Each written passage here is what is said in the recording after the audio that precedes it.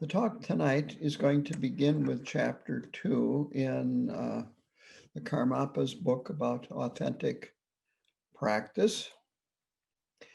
And this book goes over the 8 verses of training the mind. So the verses or the 4 lines for verse 2 is, whenever I'm in the company of others, I will regard myself as the lowest among all, and from the depths of my heart, cherish others as supreme. So His Holiness the Karmapa discusses this right off in the beginning of the chapter, that this really goes against, he says, our culture. And I don't know if he's talking about world culture in general or Western culture, but it definitely goes against American culture. And at best, American culture says that all people are created equal or are equal. And in the Declaration of Independence, this is where I got the created, it says, quote, all men are created equal. And so by inference, that would include women as well. So on top of that, because we have egos, our ego tends to tell us, and everybody's ego tends to tell them, that I am not equal, I am better than others. So this can be a very difficult, you might say, proposition, seeing yourself as lower than everybody else in the room.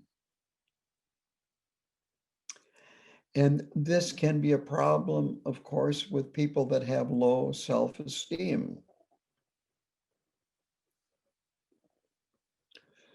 An observation that I have made about people with low self-esteem is that they tend to go in 2 directions.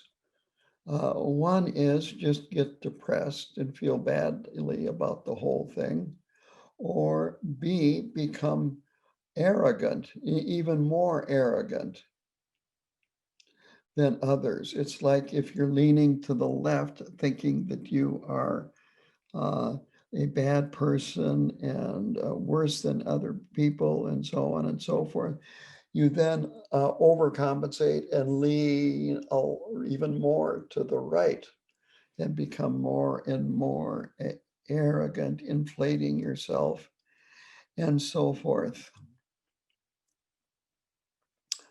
So this is not about low self-esteem. That is a totally different issue. And ideally, low self-esteem can be countered by contemplating our Buddha nature and realizing that underneath everything, our Buddha nature is equal to that of even a Buddha's, even though on top of that, we have layers and layers of confusion that keep that Buddha nature from coming to the surface. So the Karmapa makes the distinction between confidence and pride. He says we have to have confidence in ourselves to be able to travel the path, confidence that we can do it, confidence that we have Buddha nature.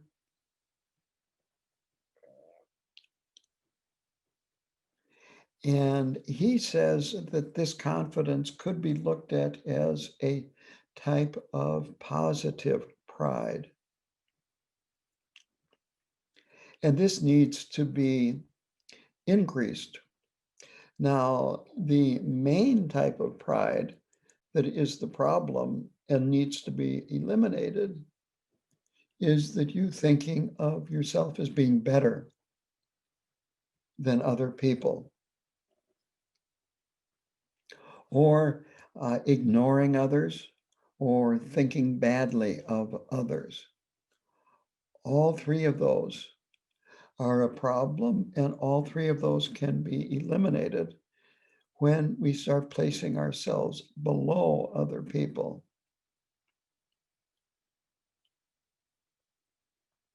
So the antidote for that type of pride is to, you might say, believe in yourself, to have confidence in yourself that you can eliminate the affliction of pride by following the instructions given in the teachings and by the Lama. So this type of confidence and pride is an antidote. On the other hand, he says that eliminating the afflictive emotion of pride is very difficult because we have been accumulating the merit, accumulating the negative karma by, you might say, practicing this kind of pride over and over again, lifetime after lifetime after lifetime. And we have very strong habitual patterns to place ourselves at least as equal, if not better, than other people.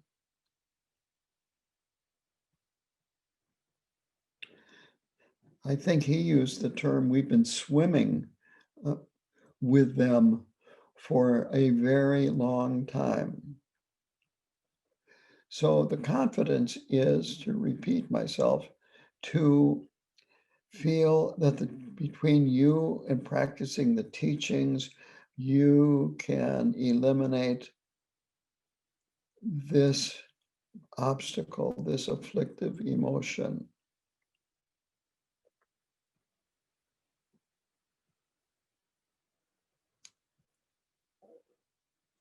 And he says that because this is such a deep habitual pattern, that arrogance will get the best of us in the future over and over again as we try to eliminate it.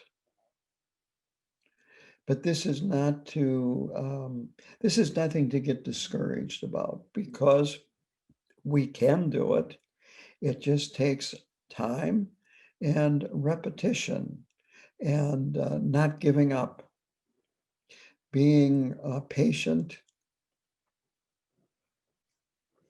and continuing to apply the remedy, and continually being mindful of what's going on inside our mind.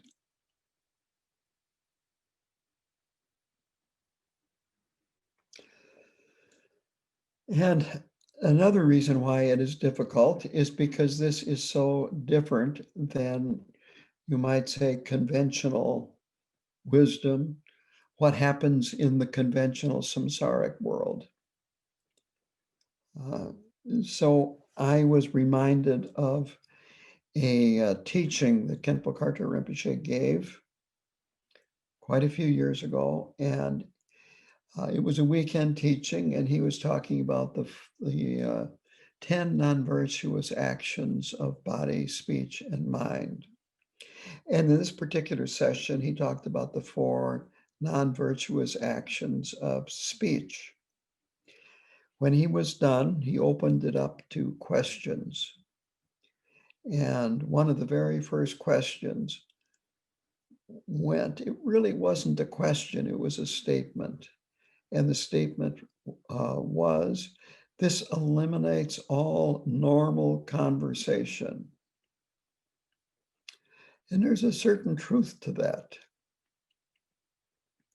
So this is why this is so difficult, is because this goes against, you might say, conventional, worldly, samsaric wisdom.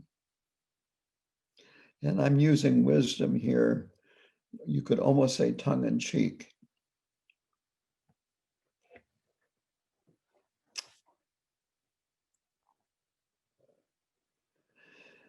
Now, the Karmapa continues by saying that the confidence that we need to overcome the affliction of pride has to be joined with a mind of loving kindness and compassion. That we need this element or else it will not work. In short, he said, you have to have virtue. So it is virtue that is based on this mind of loving kindness and compassion. So here is a quote from this chapter. But without it, we get to the end of our capacity, and then it is impossible not to get attached to things that are pleasing and angry at things that are displeasing. So we need to have the mind of loving kindness and compassion to avoid this attachment to pleasing things and avoid developing aversion for things that are displeasing.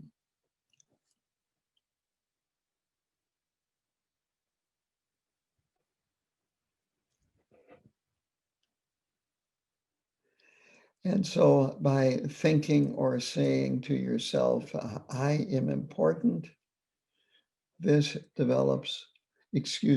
impedes our ability to develop qualities. So this is an important point. This is why holding ourselves lower than everybody else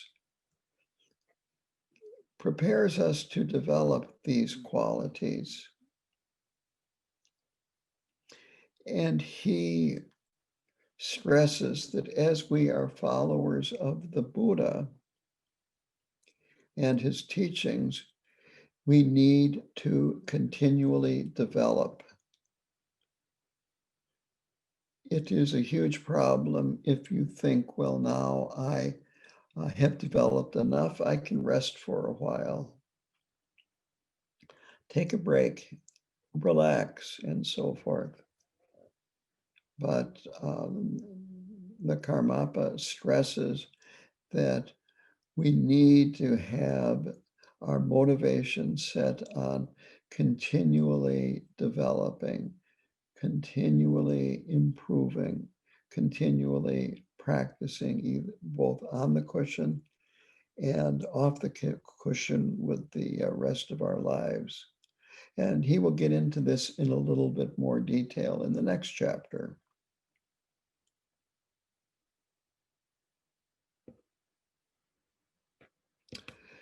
To stress this, holding yourself lower than everybody else, he says that there's no good reason for you to hold yourself as equal to others or above others. There is no good reason. And there are plenty of bad reasons to do this.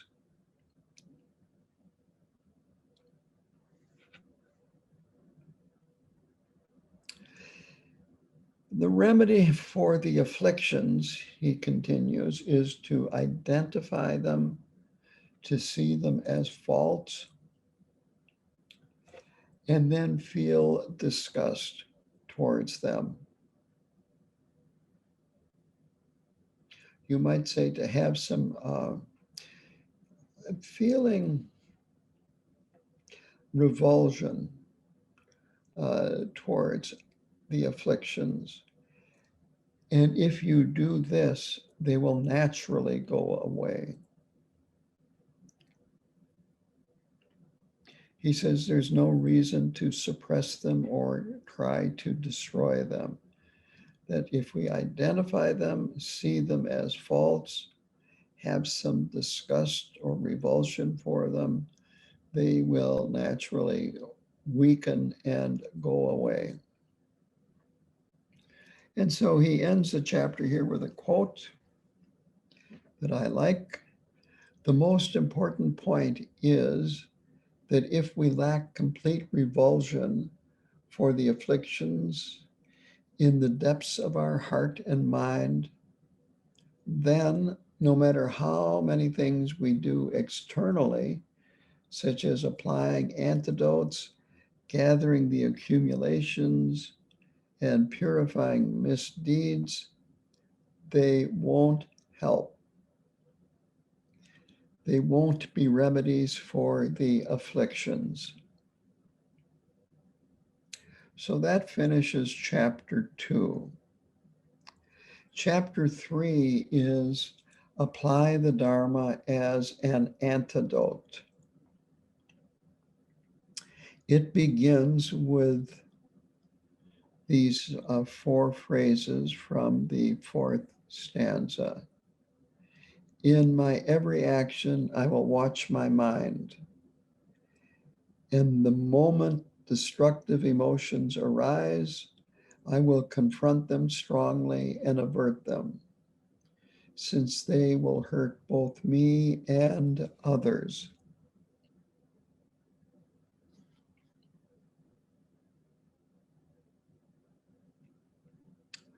His Holiness feels that this translation needs to be tweaked, that hurt is not a good translation here. He says a better translation would be, instead of hurt, turning you wild or making you rough or harsh.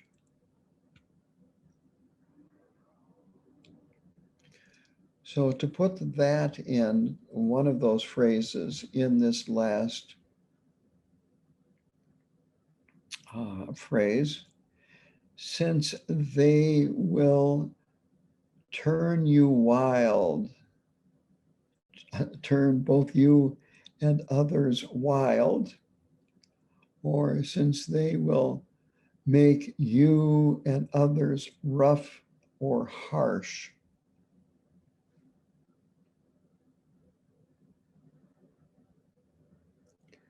So that is how he wanted to change that translation.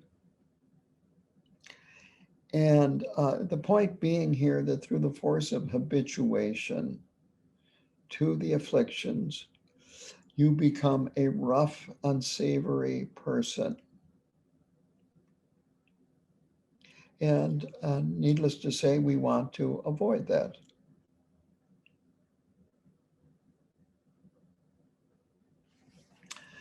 Now, to begin with in this chapter, he talks about the 3 paths and how they are not technically separate in Tibetan Buddhism.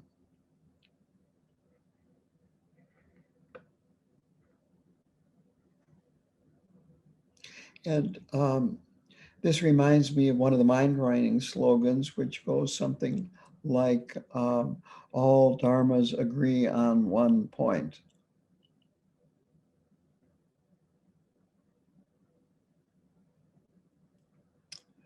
So the quote of the Karmapa about this is the critical point of Dharma.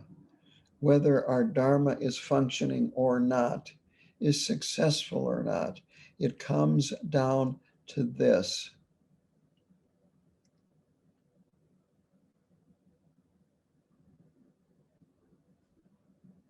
And that is weakening our afflictions and eventually eliminating them.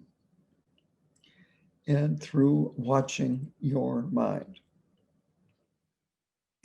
Now he ties this in with the 3 paths in Tibetan Buddhism. All Dharma is the antidote for the afflictions, but there are 3 paths in Tibetan Buddhism that work slightly differently. On the other hand, he says that these three paths are not to be practiced separately, that they work together, quote, within, unquote, a single individual.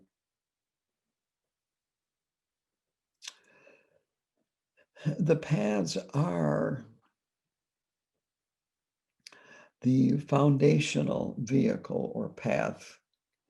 And another term for that is Hinayana, or lesser vehicle. Karmapa prefers foundational vehicle.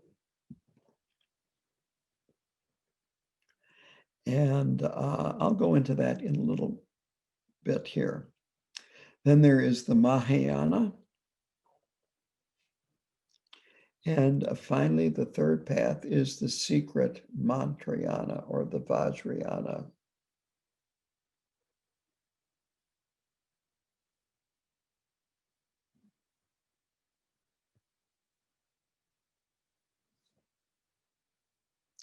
At this point, he brings in the three types of vows, which are from the foundational vehicle level or the Hinayana level. And the technical word that he used was the Pratimoksha vows.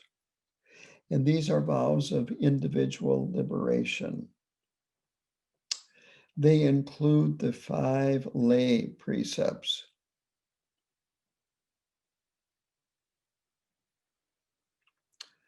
And they also include the Sojong vows.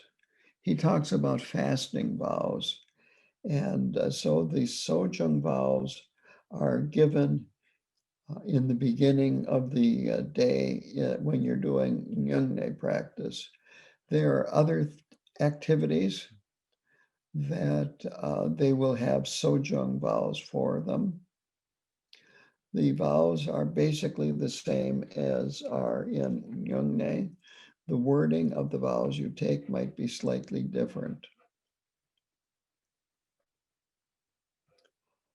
So with the Nyungne vows, among other things, you vow to eat solid food and drink liquids only during the proper times when it is permitted. And there are other elements of the vows as well. So for the foundation path, it's good to take one or more of the precepts, the lay vows. From time to time, the Sojong vows, which are considered, he considers them fasting vows. And then there are also monastic vows, lay monastic vows, excuse me, not lay, novice monastic vows.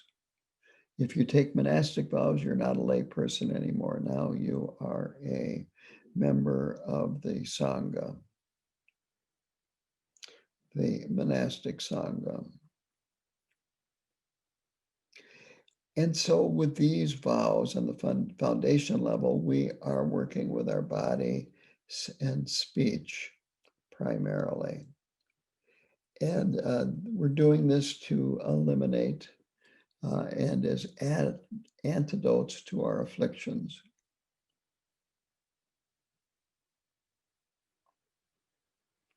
At this level, attachment is considered as an affliction, just like aversion is seen as an affliction. This is brought up because the next path is the Bodhisattva path.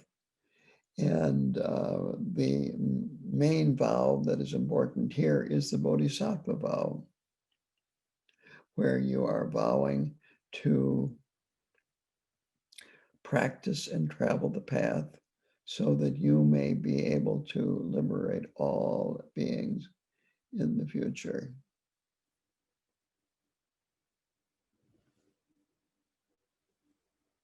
This vow comes from the power of loving kindness and compassion. It's really a very important point. In the foundation path, we're more concerned with eliminating our own suffering and developing than we are eliminating the suffering of others.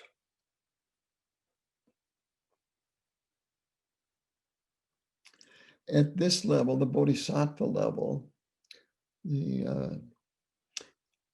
mentions that attachment can be looked at sometimes as an aid to practicing the path and is not considered totally negative. I am reminded when I read this part of this chapter of something that Traleg Rinpoche said in his Lojong book. And it was that excessive desire is a big problem.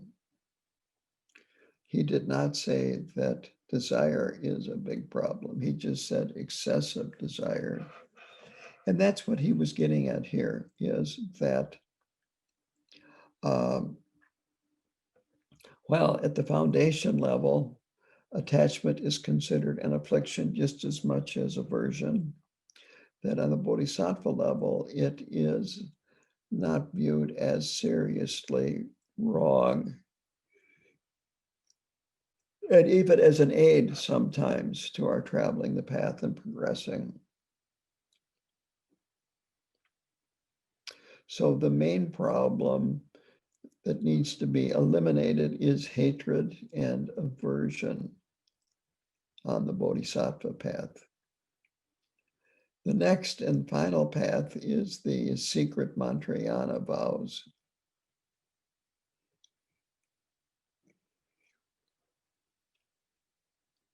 And here, all the conflicting emotions are to be worked with.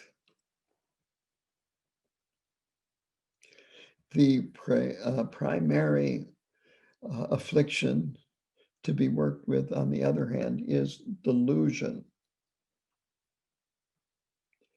Quote, the illusion of grasping at things as being real.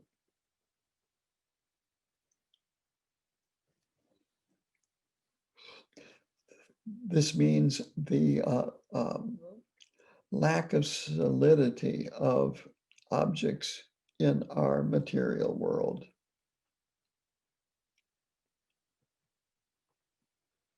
One of the main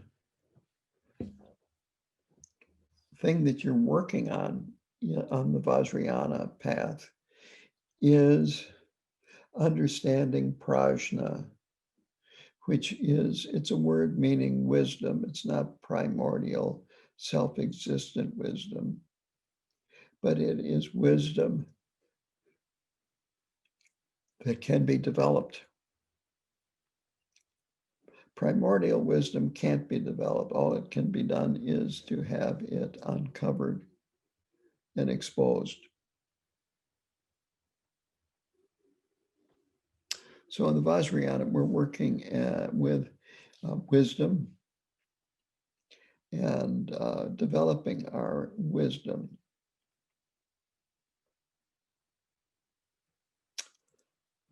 One of the points of Vajrayana practice is that everything is an illusion, that the material world that we're practicing in becomes made out of light.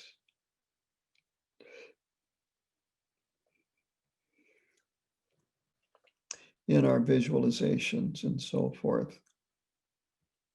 Another aspect that is practiced in Vajrayana is turning confusion into wisdom and seeing that confusion does not come from one place and wisdom comes from another place. that they all ultimately come from the same place, and that it is workable, and there are means of transforming confusion into wisdom.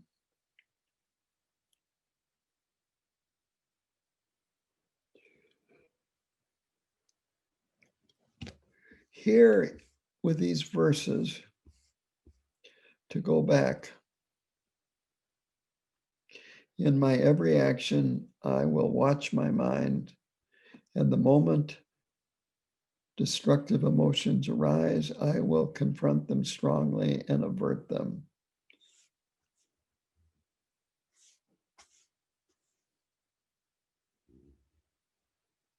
So in my every action, this means 24/7. So in my every action 24/7, we will practice the antidote to our afflictions, not just on the cushion, not just when at the Buddhist center, but you will do this while you are alone. You will do this while you are with others. This is what it means to practice the Dharma.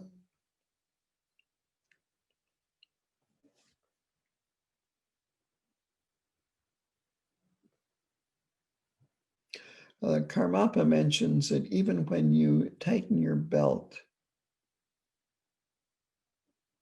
he recommends that if this is helping to reduce your afflictions, to investigate,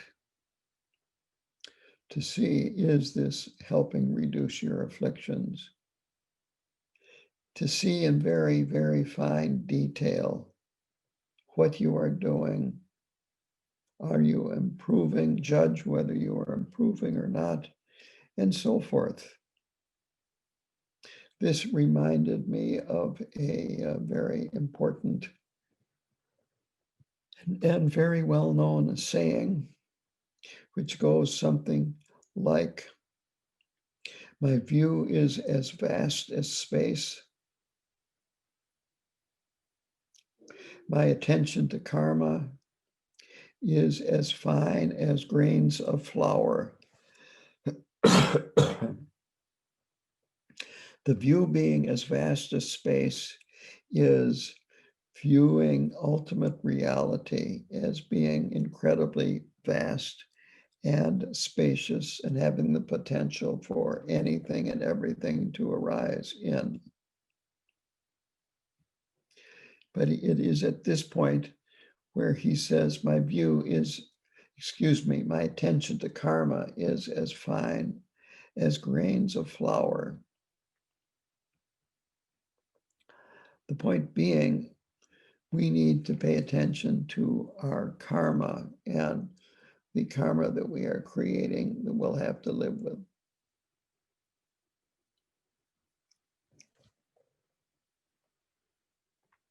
So that's an important point.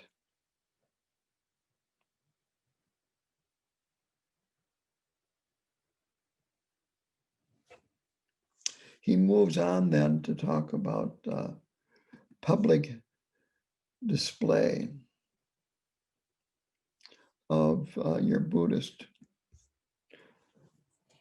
religion and path and commitment.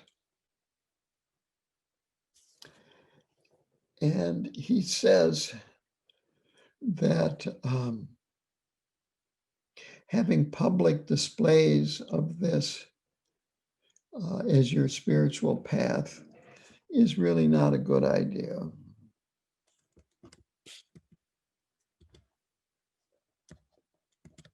That at best it's problematic.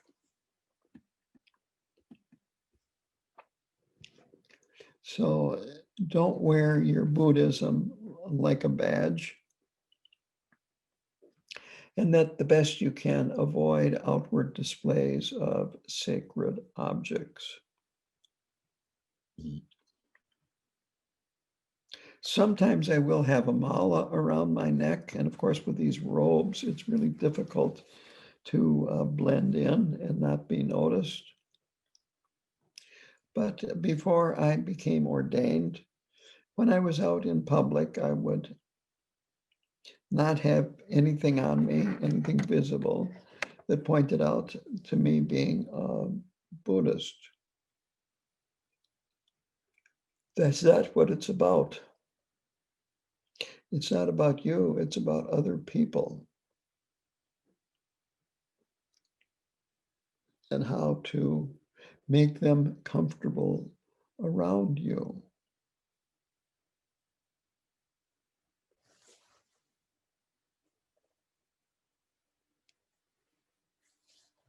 So don't proselytize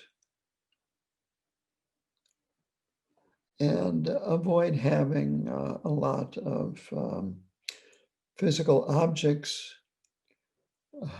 that you're wearing, holding, carrying, and so forth, that you're using to announce to the world that I am a Buddhist. Karmapa says that in the West, by doing so, others could think you as being weird. And this is not good.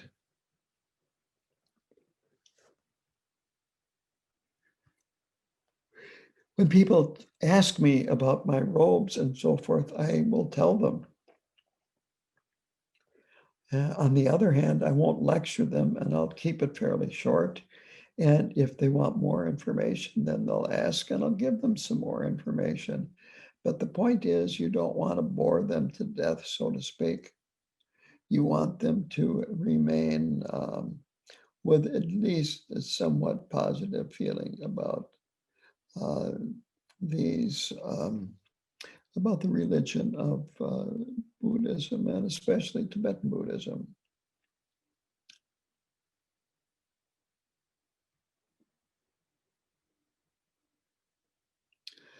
Applying the antidote does not mean, quote, that you should suppress your anger, be patient, and bear with it.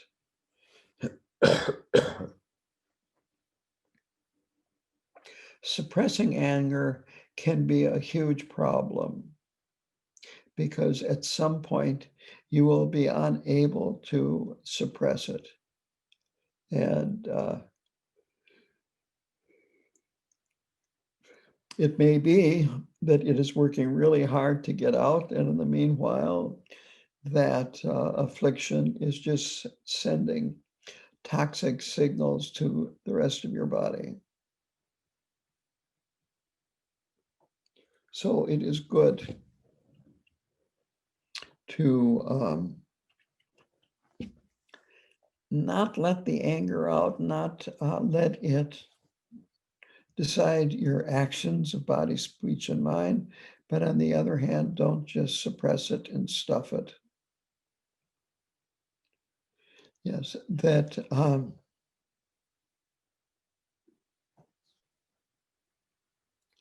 there's no need to, in his words, crush them.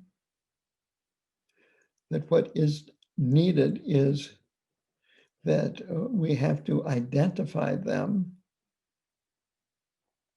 as the affliction,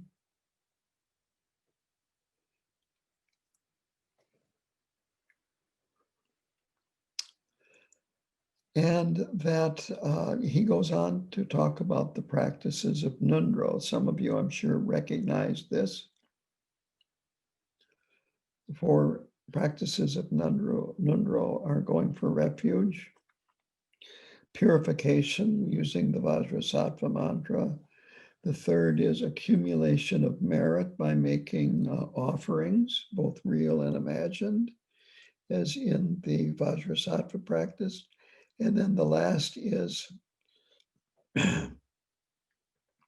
accumulating merit, and then it's called Guru Yoga, joining your mind with that of an enlightened being, the Karmapa. That all of these excuse me, are necessary support for us to be able to remedy our afflictions, either external or internal.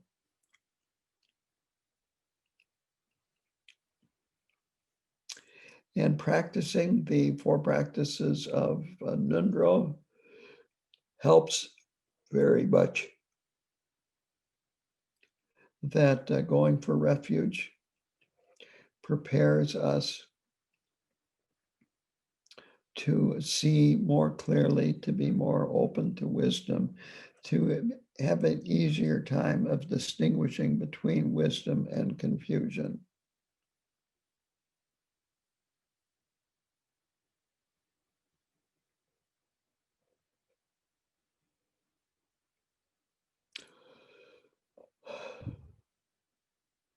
So here is a quote that I like in this chapter. The main thing is that we need to be genuinely disgusted with the afflictions within our own mind.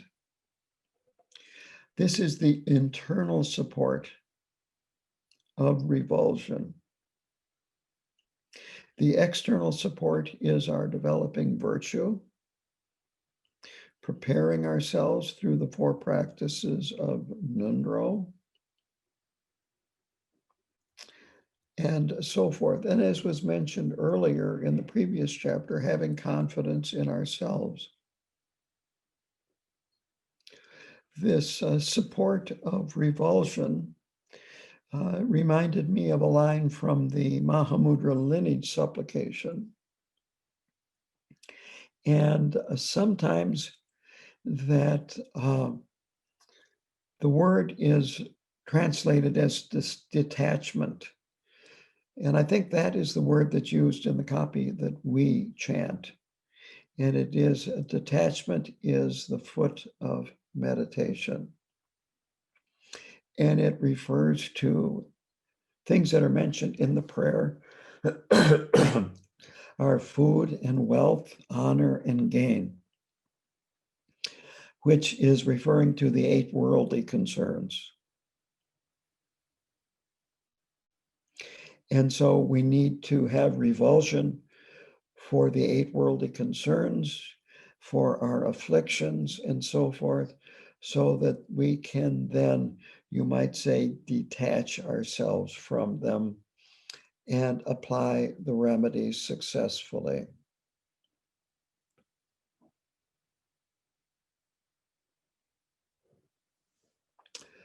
So to sum this up, that we are our greatest enemy.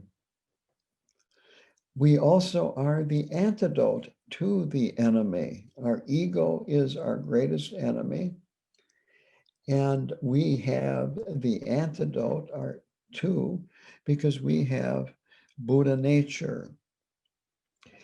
And the ego causes confusion. With vigilance and continually examining what's going on in our mind, combined with loving kindness and the mind of compassion, we can vanquish ego.